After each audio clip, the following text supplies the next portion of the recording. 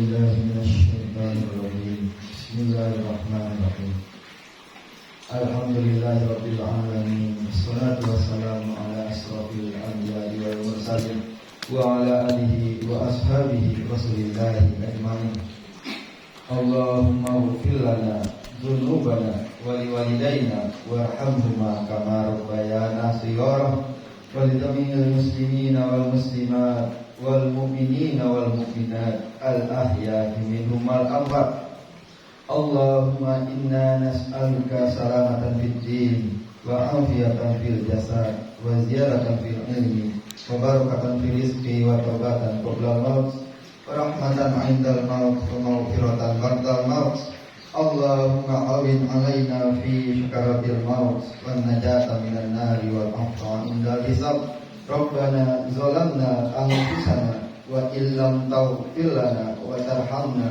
لنكونن minal khasirin.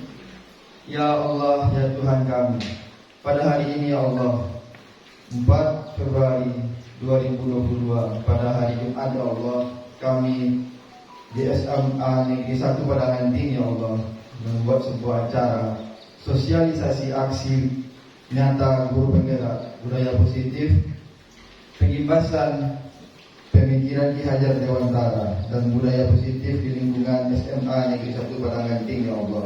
Maka dari itu ya Allah, kami mohon kepadamu, bukakanlah pintu hati kami, bukakanlah pintu pikiran kami dalam menjalani acara ini ya Allah, dalam menerima materi yang akan disampaikan nantinya ya Allah. Ya Allah ya Tuhan kami, lancarkanlah acara kami sampai akhir ya Allah, dan juga menjadi sebuah amal ibadah di sisimu ya Allah. Rabbana atina fid dunya hasanah wa fil akhirati hasanah wa qina adzabannar. Subhana rabbika rabbil izzati amma yasifun. Wassalamun alal mursalin walhamdulillahi rabbil alamin. Assalamualaikum warahmatullahi wabarakatuh. Yang sama-sama kita hormati Bapak Ibu Wakil Kepala SMA Negeri 1 Padangan Tinggi, dan yang teristimewa kepada Bapak Ibu Majelis Guru dan tenaga kependidikan SMA Negeri 1 Padangan Tinggi yang hebat.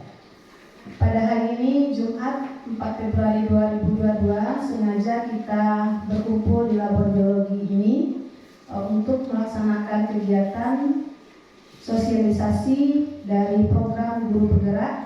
Sudah dimulai dari bulan Oktober 2021 kemarin sebagai hasil dari tes yang diikuti oleh calon guru bergerak, dimulai dari kalau tidak salah dulu dari bulan Juni, kemudian mengisi segala administrasinya, dan akhirnya pada bulan Oktober sudah dimulai program calon guru bergerak tahun 2021 sampai 9 bulan lamanya, sehingga sampai bulan Juni 2022 guru penggerak sudah dilahirkan dari angkatan 4.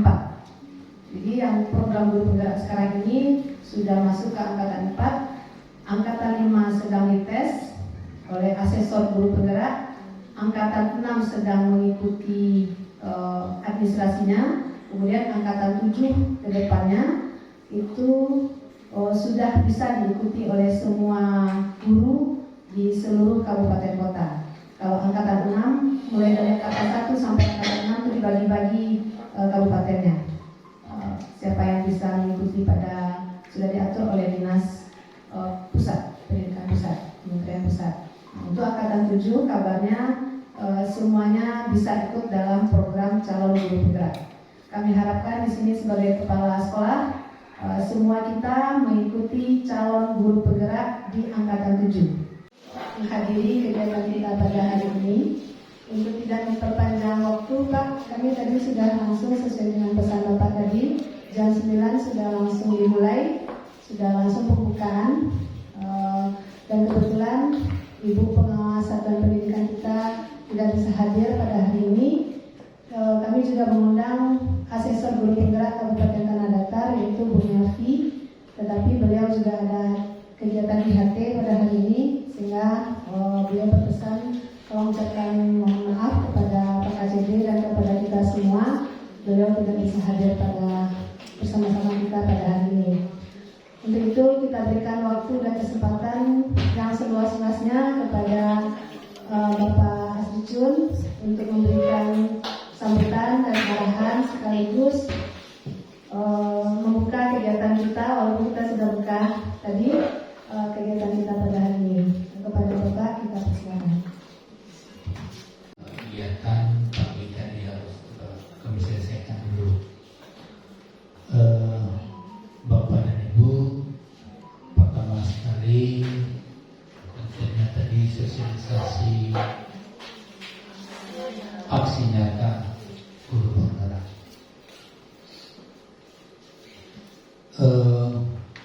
pagi informasi jam 2 kita akan melakukan Zoom meeting dengan Bapak Kepala Pusat Kurikulum yang di Putristek di melalui Zoom. Silakan Ibu Wakil atau guru-guru penggerak ikut di sana. Ya. Kepala Pusat Kurikulum Kemdikbud itu sekarang pelaksana tugasnya itu orang setuju 5 kali. Jadi tadi kemarin kami sempat berkomunikasi. Ternyata nanti siang jam 2 ada jadwal yang kosong sehingga bisa Zoom. Dan beliau orang yang sangat paham kurikulum, maka silakan nanti Bapak Ibu guru penggerak di Zoom itu nanti sekarang sudah dibagi info SMA dan Zoomnya sudah dibagi, ya tinggal masuk aja lagi, ya dibagi kepada kawan-kawan guru penggerak supaya konsep kurikulum itu, karena Pak Ibu Kira itu sejak awal berkecimpung di kurikulum, roh kurikulum itu sangat dapat oleh beliau. Hidup di masyarakatnya, persiapan hidup merasakan yang mana? Yang bertakwa. Bukan ini kunci udah, yang beriman dan bertakwa. Itu bahasanya. Jadi kalau gitu, pertama sekali Bapak Ibu memang konsep pendidikan yang kita utamakan, bukan konsep pengajaran. Pendidikan. Kalau yang namanya pendidikan, ya, yang namanya pendidikan tentu kita menunjukkan, ya, perilaku yang Bapak Ibu yang harus kita anak dan memberikan memfasilitasi anak bisa berkembang, karena kata edukatum itu, kata edukasi pendidikan itu, ya, mengembangkan, ya, mengembangkan. Makanya di sana agar, ya, mengubah paradigma, mengubah cara berpikir,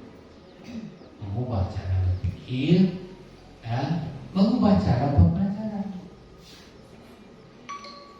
Kok selama itu awak yang menominasi pembelajaran di maraso kalau ndak awak ajian sadunya nak mengerti, ndak zamannya lain. Karena secara teknologi anak ini lebih menguasai daripada awak, ya. Secara untuk mencari informasi mereka lebih menguasai daripada kita, ya.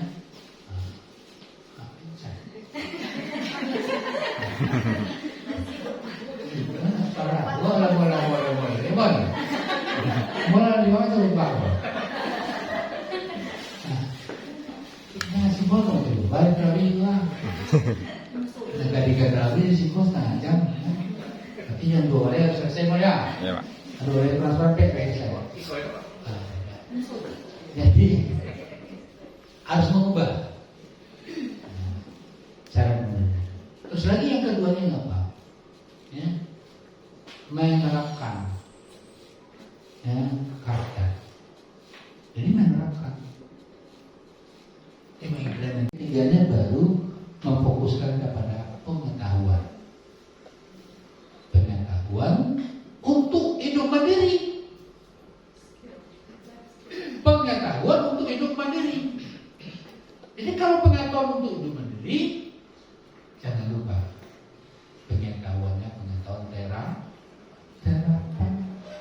Kalau terapan, tidak bisa Bapak Ibu berteori jadi mengkumpulkan tuliskan. Iyo bereksperimen anak, ya, bereksperimen anak, ya, tidak bisa, ya. Jadi untuk itu Bapak dan Ibu perlu fokus grup diskusi FGD antar dalam mata pelajaran, FGD antar di luar mata pelajaran. Ya, mata pelajaran berbeda, nominasi tadi muncul, saat Bapak Ibu berkolaborasi bisa dilaksanakan. Nah, mandiri. Kalau begitu, fungsi-fungsi keterampilan luar biasa. Nah, jadi kalau pandangan Tiongkok apa ciri khasnya? Yang banyak di mana? Pertanyaan makanan. Nah, kalau makanan, saya kan ada lebih begini. Si kuat. Jadi kalau lebih begitu menjadi pokok dalam pembelajaran. Apa saja yang menjadi pokok? Daun pisang menawa asa duluan pisang. Di malo tanam menyerancak pisang po. Dibuat penelitian. Oh, boleh penelitian di sekolah ko pisang ko di merancak supaya daunnya merancak. Mambia daunnya non mau barang. Yang pelapahnya kabar. Pengen tahu nggak? Tapi itu perlu diterapkan. Kun sebab dia daunnya, ambil daun kaya, daun kaya. Alah, kaya nggak bisa dibubuhi, nggak bantu. Anu warna itu nggak sejuk lagi dipandangnya. Hanya lebihnya. Asal itu apa lagi punya kawannya supaya dia terampil. Memotong daun itu. Menyotong sih kadang-kadang aku bulu. Kan ada teknisnya Pak, ada seninya di sana. Apa lagi di sana? Kelapa. Karena boleh sembarang kelapa. Nah, ambo walaupun ambo rasuan saya lebih, tapi sedang ilmu saya perlu kecil. Kelapa. Kita buat pula riset. Kelapa yang mana yang enak? Tumbuh nanti tapi urang, atau nanti tumbuh kapagakar di condong. Ya, dulu kata bagian dari condong, boleh condong buah kawan. Kawan anak buah orang. Kan akhirnya kalau kapagakar di condong itu mau pe tadi orang. Kalau nak dimakan tuan si upe-upean, itu perlu juga apa? Tepungnya dari beras mana, pulutnya mana. Itu detail kita membuatnya sehingga kita tidak pernah bakanya dan itu terjadi beberapa. Nah, maka dari sana Merdeka Belajar tadi, Bapak Ibu udah baca standar komposisi lulusan yang baru? Kamu dibaca. Ya, standar komposisi lulusan baru SKL yang baru itu untuk SMA itu dengan PP sudah diatur dengan PP nomor 4 tahun 2022 memfokuskan. Apa yang difokuskan ada 3 hal. Ya, persiapan peserta didik hidup di masyarakatnya. Jadi kalau hidup di masyarakatnya, mengajar itu merupakan proses pemberian ilmu. Jadi ketika kita berada di dalam kelas memberikan materi, itu baru dalam proses mengajar. Sementara yang dituntut sebetulnya adalah mendidik, di mana mengajar itu adalah bagian dari pendidikan. Pendidikan menurut Bapak Ki Hajar Dewantara adalah usaha persiapan dan persediaan untuk segala kepentingan hidup manusia, baik dalam hidup bermasyarakat maupun hidup berbudaya dalam arti yang seluas-luasnya. Jadi kita tidak terpatok pada mengajar saja, tidak terpatok pada memberikan ilmu kepada sesuai dengan mata pelajaran kita, apakah itu kimia saja, matematika saja, atau yang lainnya. Tetapi kita dituntut untuk lebih mempersiapkan peserta didik kita untuk kepentingan hidupnya, baik di hidup bermasyarakat maupun dalam hidup berbudaya. Sehingga menurut Bapak Ki Hajar Dewantara ada 4 seharusnya ketika kita mendidik itu yang harus kita perhatikan. Yang pertama adalah budi pekerti, kedua konteks sosial budaya, karena kita akan mempersiapkan peserta didik kita itu untuk hidup bermasyarakat dan hidup berbudaya, maka konteks sosial budayanya tidak lupa kita perhatikan. Kemudian yang paling pertama sekali kita untuk dalam mendidik ini adalah penanaman budi pekerti. Itu sudah ada di dalam, sudah selalu kita terapkan. Tanah tempat bercocok tanam, di mana guru mengusahakan tanaman yang akan dikembangkannya itu melalui sekolah atau tanah akan diusahakannya melahirkan lingkungan yang menyenangkan, menjaga dan melindungi murid-muridnya dari hal-hal yang tidak baik, sehingga akhirnya karakter murid akan tumbuh dengan semestinya. Contoh yang tadinya malas, karena kita menghamba pada siswa, kita ketahui konteks sosial budayanya, kita dalami kodrat alam dan kodrat zamannya, maka siswa itu bersemangat kembali. Ini contoh yang kita terapkan. Kalau harusnya guru bergerak itu, contoh budaya positifnya adalah budaya positif di kelas tadi, di kelas. Karena kita kalau guru tentunya lingkungannya di kelas. Tapi karena saya sudah menjadi kepala sekolah di sini, tentu budaya positifnya di sekolah lagi. Contoh yang pertama adalah kita terapkan nilai, gagasan, dan tindakan dan karya-karya baik tersebut ada di sekolah dengan cara kita melaksanakan 5S tadi. Kita jelaskan dulu kepada peserta didik, kemudian kita laksanakan, kemudian kita evaluasi. Itu contohnya. Langkah-langkah budaya positif yang pertama untuk guru di kelas, yaitu kita adakan kesepakatan kelas. Biasanya kita kan ada aturan kelas, peraturan. Siapa yang terlambat, denda. Siapa yang terlambat, nggak boleh masuk dulu, selesaikan dulu urusan di luar, kan seperti itu. Atau seperti yang dikatakan oleh Mel, siapa yang lambat dan ibu tidak boleh masuk di mana? Tidak boleh masuk di mana? Lewat dari 5 menit. Nah, lewat dari 5 menit tidak boleh masuk lagi. Itu kan peraturan kelas.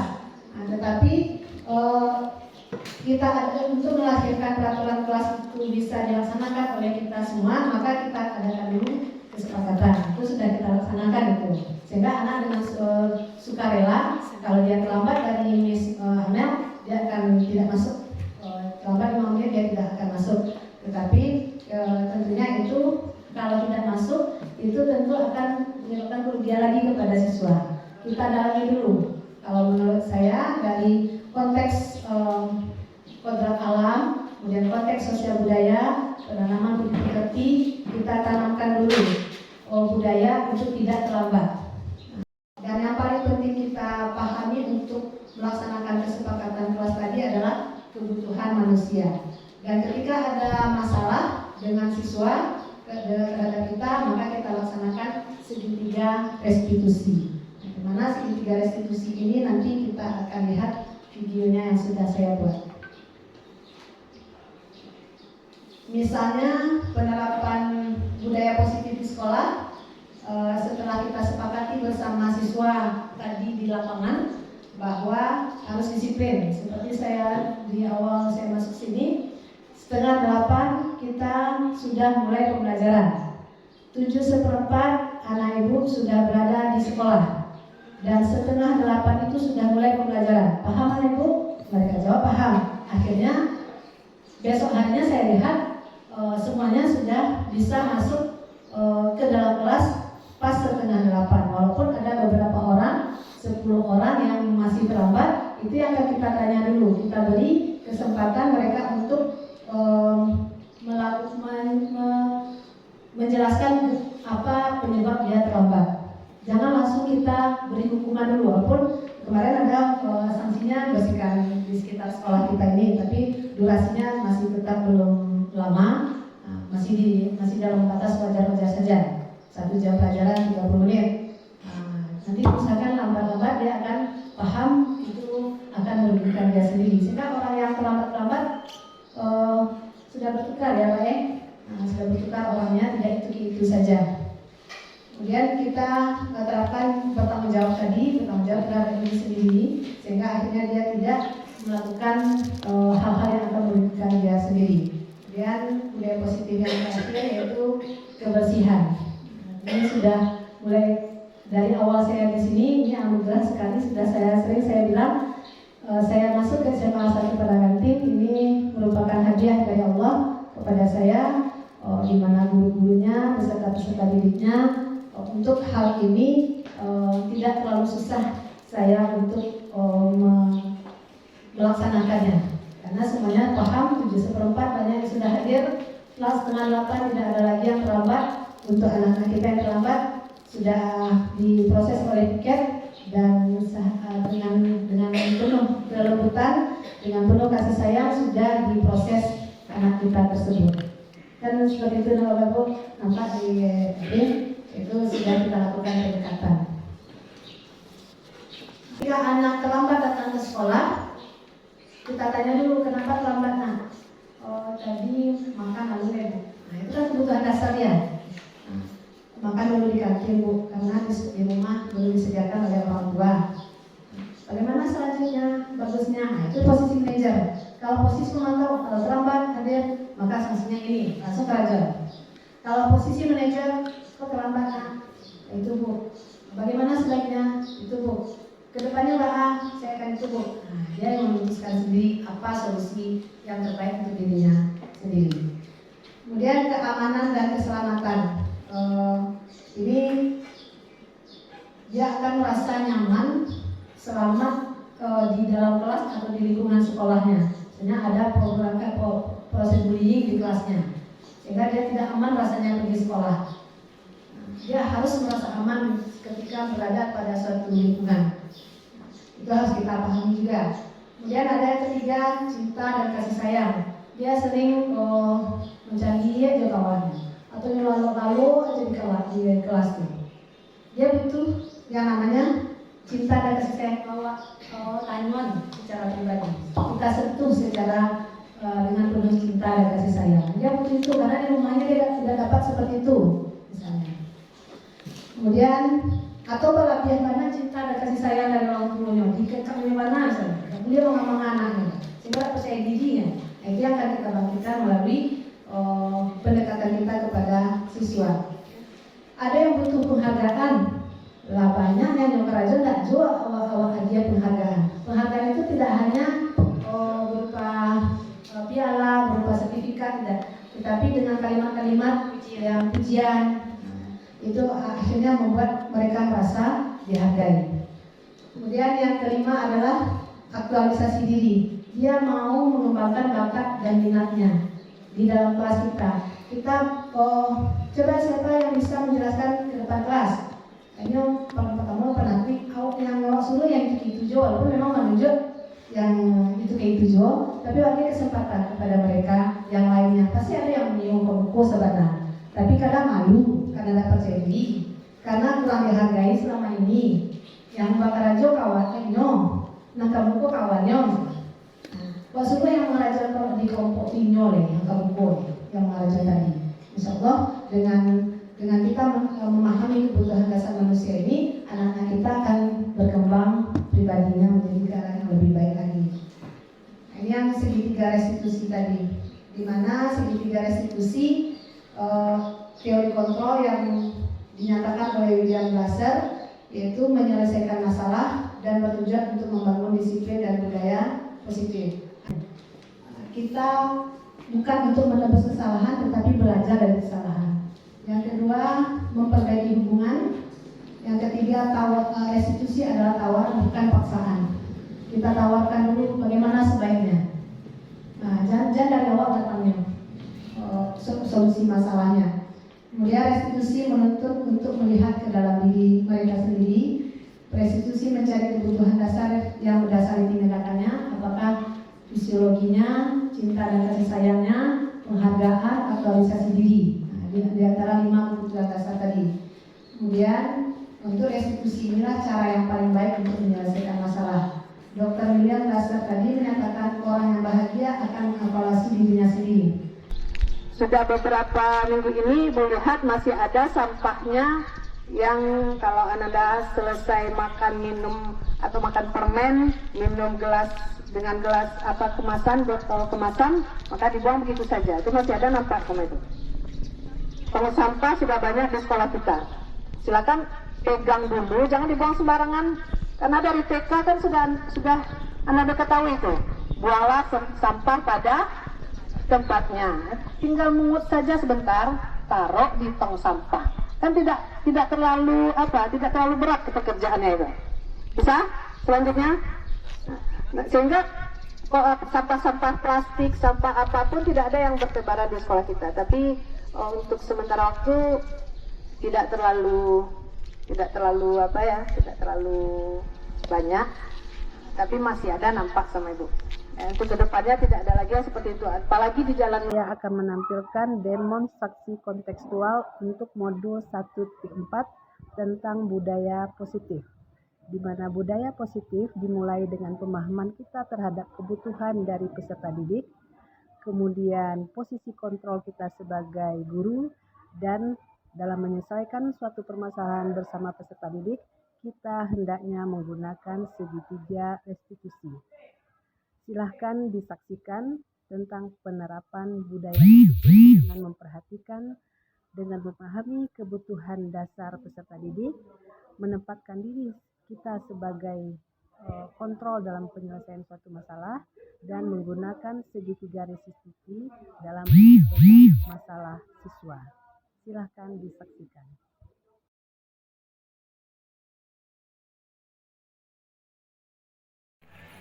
Untuk hari ini, Kodri sudah tahu ya kenapa Ibu panggil?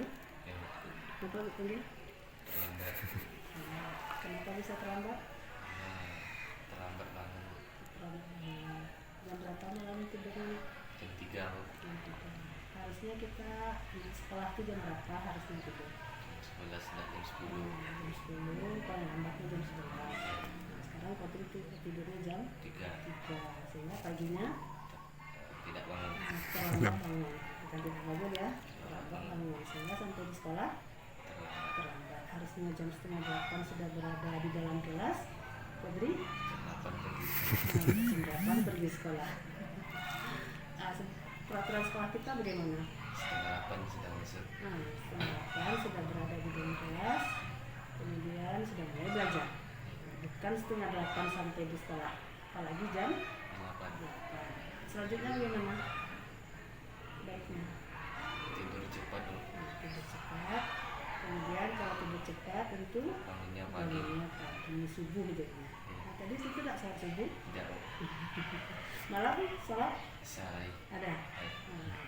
Maghrib, lain. Asar, Lain. zuhur. Lain. Berarti subuh aja yang susah ya, Iya. karena tidurnya jam 3. Kadang jam 4 mungkin ya. Iya. Keasikan main game. Bisa Kodri tidak terlalu asik lagi nanti. Lain. Bisa ya? Saya. Sehingga besok paginya Kodri bisa cepat bangun seperti yang Kodri sebutkan tadi. Bisa sholat subuh. Yang sholat yang lainnya Kodrinya nampak cahaya di muka Kodri, ada sholat. Tapi gara-gara malamnya lambat tidur, sehingga sholat subuh tentu tidak terlaksana. Setiap hari seperti itu tuh. Subuh kalau tidur. Sejak itu ya, sejak pandemi ini Iya. terlalu asik main game. Sebelum pandemi dulu Iya tahu. atasi lagi ya. Iya. Besok ini kan Kodri udah kelas 3 ya. Makanya itu banyak tugas Kodri kemarin itu berapa yang tidak tuntas kemarin berapa? 3. Harusnya itu Kodri sudah bisa memahami kalau kelas 3 ini seperti yang disebutkan dulu harus menjadi lebih contoh di adik-adik. Tapi sekarang contoh untuk diri sendiri saja susah Kodri ya. Sekarang insya Allah didoakan Kodri bisa berubah. Nanti malam jam 10 paling lambat. Iya. Ada sholat berjamaah di masjid? Belum? Udah? Ayo. Udah? Zuhur. Zuhur. Nah, di sini ya. Ya. Kemudian asyar di rumah ada sholat di masjid. Asar dah. Maghrib, isya. Zuhur, maghrib, asar. Sholatnya anak laki-laki itu di mana? Di masjid. Nanti sampai di rumah asyar, insyaallah bisa Kodri. Maghrib, isya. Tapi kalau sholat, Kodri udah tahu nih. Sholat itu mencegah perbuatan keji dan nikah. Salah satunya menganiaya diri sendiri Kodri nih. Sudah terlambat tidur, istirahat kurang, bangun terlambat juga. Sholat subuh tidak ada ini. Jadi apa keputusan Kodri? Berarti bagaimana cara berubahnya supaya tidak terlambat? cepat Tidur cepat, berjamaah salat berjamaah, salat salat sunat rendah lagi. Karena kedepannya tadi akan berpemimpin, ya, sehingga tidak tambah lagi datang ke sekolah. Ya. Terima kasih karena sudah memahami bagaimana kesepakatan sekolah. Kesepakatan sekolah kan ini 7:30 sudah ada di dalam kelas. Mulai belajar. Sebenarnya ada lagi yang tidak tuntas tidak ada besok lagi. Mudah-mudahan Fabri bisa kuliah. Ada akhirnya nanti kuliah kan? Orang tua mampu kan? Begitu. Kalau terbiasa tidak disiplin dari sekarang, ibu sudah sholatnya tidak, terlambat bangun juga, kemudian kuliah gimana nanti? Ya, kemudian Fabri bisa ya. Sudah ditunggu. Terima kasih. Kita sudah mengucapkan hamdalah.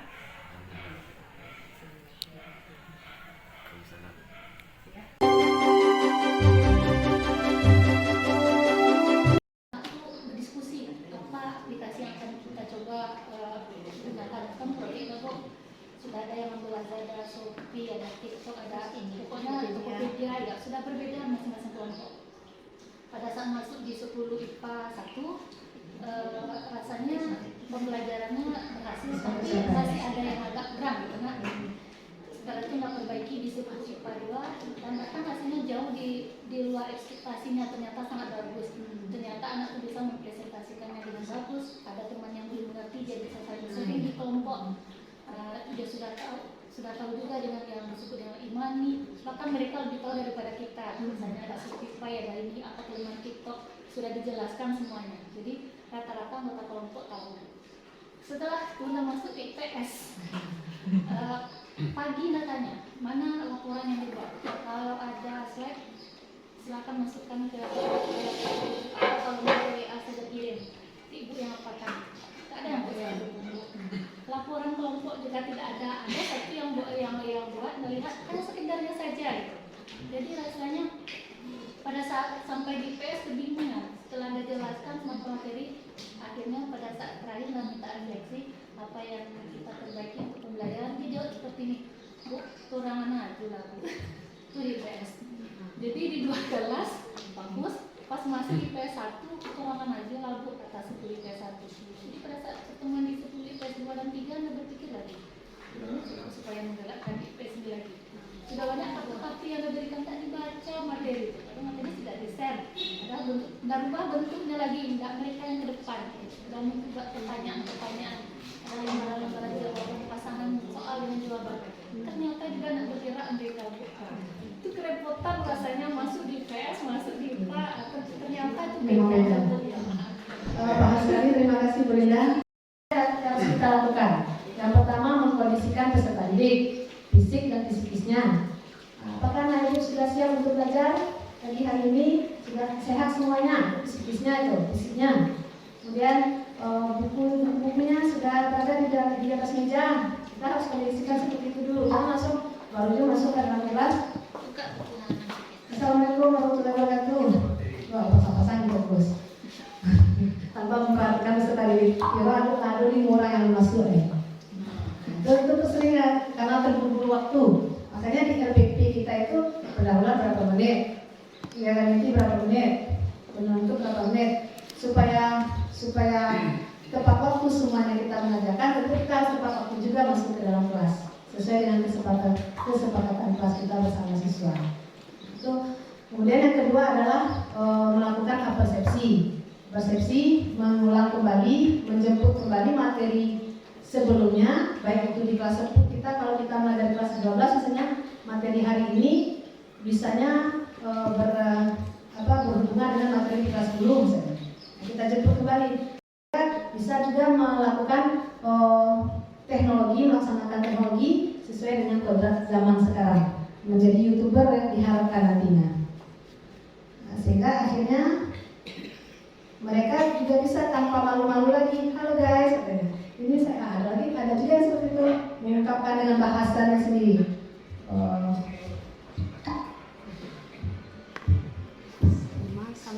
Speakernya tuh.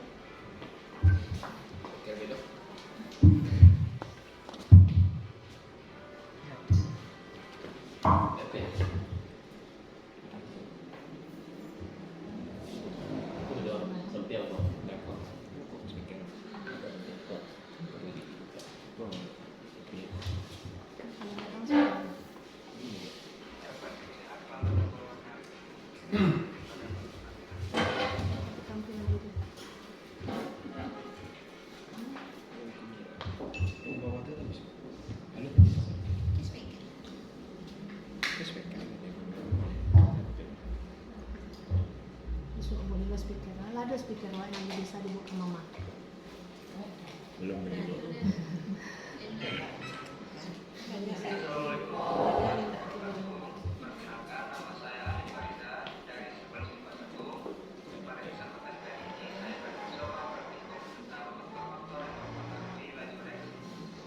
Data malu-malu mereka membuat videonya dengan bahasanya sendiri, dikemasnya sendiri, bagaimana cara penyajiannya. Demikianlah sosialisasi aksi nyata budaya positif di SMA Negeri 1 Padang Ganting yang telah saya lakukan. Semoga dari sosialisasi ini bisa bermanfaat untuk kita semua. Terima kasih atas perhatiannya. Assalamualaikum warahmatullahi wabarakatuh.